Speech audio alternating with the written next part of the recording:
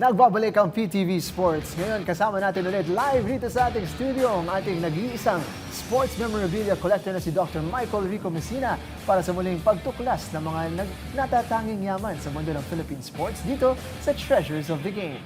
Good morning, Doc, and welcome back to PTV Sports. As always, every Thursday, kasama natin si Doc Rico Messina. Thank you, Meg. Thank you, Jay. And thank you sa ating mga teammates na nanonood dito sa Treasures of the Game. And dami natin collectibles for this morning. We have DVDs and dolls, PBA dolls. Yes, it's a very busy table. Ang dami Very nating busy. pagdadaanan.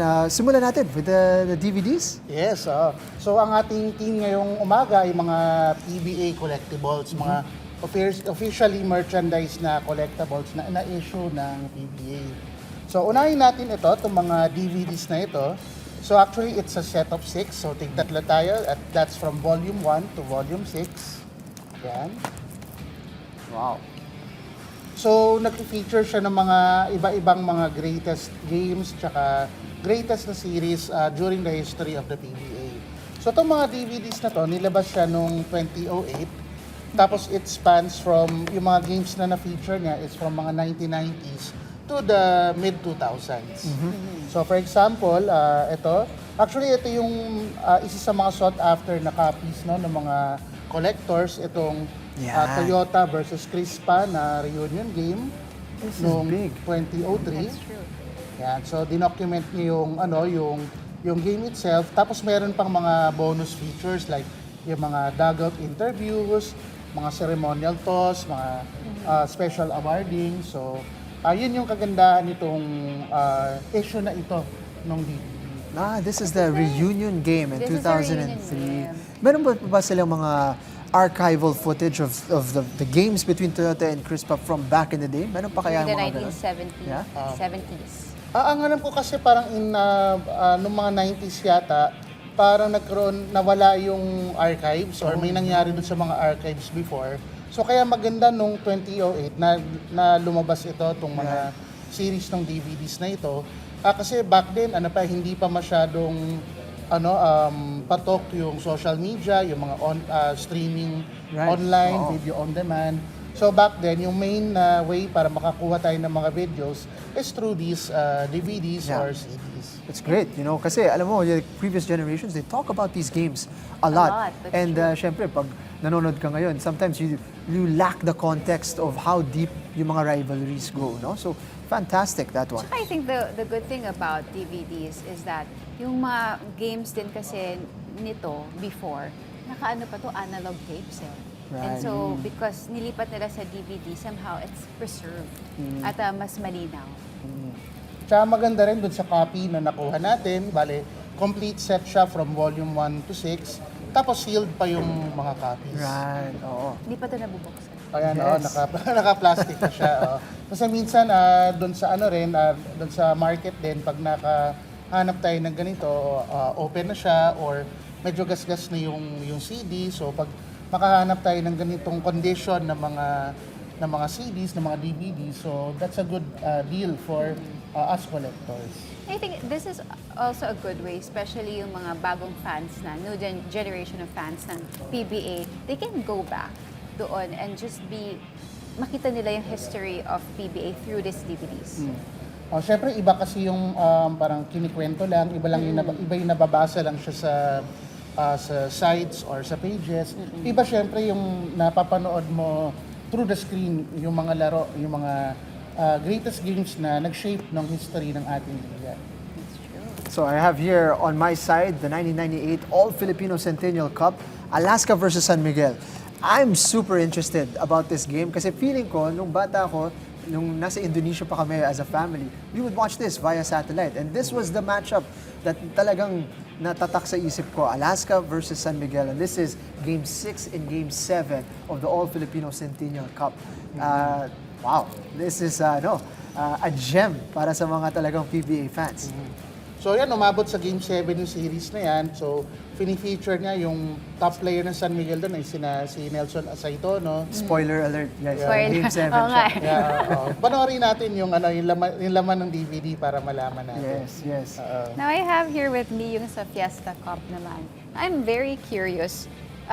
Yung Fiesta Cup kasi, pinalitan niya yung Governors and Commissioners Cup before, right? Because import-laden din ang Fiesta Cup. At I'm curious, bakit ba ginawang Fiesta Cup? I think parang kinonsolidate yung mga import-laden conferences due to scheduling reasons, I think.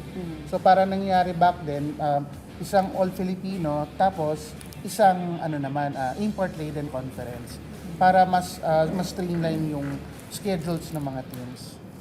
Alright. Alright. Let's move on to the dolls, but first, let's just show what other DVDs we have here. Añejo versus San Miguel Beer, the 1990 All-Filipino Semis. You have San Miguel versus... Ginebra versus San Miguel, 1996 na knockout match. Nice. Okay. This one is Philippine Cup 2007-2008 between Realtors and TJ Hot Dogs. Okay. There we have it. Now, this one came as a bit of a surprise para sa aming lahat na dala mo dito yung mga PBA dolls At ang dami, na Talagang collection. first time ko nakita to. And it's a official licensed merchandise ng PBA. Yes. I'm holding here si Danny Idelfonso, wearing number 10. Ito naman, Jimwell Torion, number 3. Alvin Patrimonio, of course, 16. This one. Yeah, Marlo, there. Marlo Yes, Marlo Aquino, Aquino, number 13. And then yung Check nandito nga sa natin baba. yan, si Marley Aquino, dapat mas matangkad yung doll niya. Yan. And First here, draft pick pa naman to, Marlo Aquino. 1996. And then we have here Kenneth Doremdes and Chris Jackson. Chris So, Jackson. nakuha ko itong mga dolls as bundle. Nakuha ko siya. Itong aning na to na magkakasama. So what struck me here dun sa pagkuha ko nito is that kompleto siya.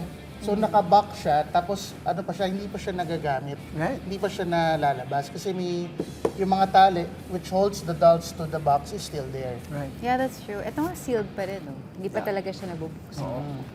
And then, usually rin, as collectors din, yung titignan natin dito, kompleto ba yung apparel nung doll? So, meron ba siya nung jersey, nung shorts? Actually, may medyas pa siya, tsaka sapatos. Oo. Saka yung Ay. ball. Sisilipin nyo, yan. And Grabe. then, may bola rin nakasama. That's right. So, usually in conventions, sa mga toy conventions, pag titingin ako, madalas ko nakikita, nakahiwalay na yung doll. Yung doll na lang mismo yung available. Tapos yung bola, wala na. And this is, selection ng mga all-stars. Would you know what year this was?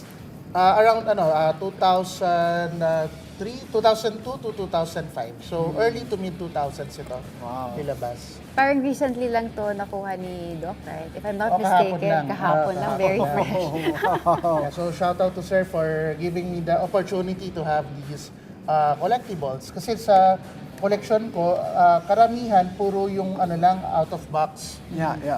Siguro isa or dalawa lang yung nakakahon na doll. So ngayon na ako nakakuha ng ganitong condition na nakakahon siya, tsaka kompleto yung mga accessories. Pwede na talagang gumawa ng museum. Oo. Si Doc Rico Museum. Ang dami niyang mga collectibles and items. Fantastic. Makita natin dito how basketball parang permeates parang yung culture natin. Kasi ayan, nakikita natin siya sa mga DVD, nakikita natin siya sa mga laruan. So nakikita natin yung impact not only of the PBA but basketball in general to our culture. Incredible. So another fantastic episode of Treasures of the Game. Maraming salamat, Doc Miko, sa pagdadala nitong mga incredible items mula sa PBA.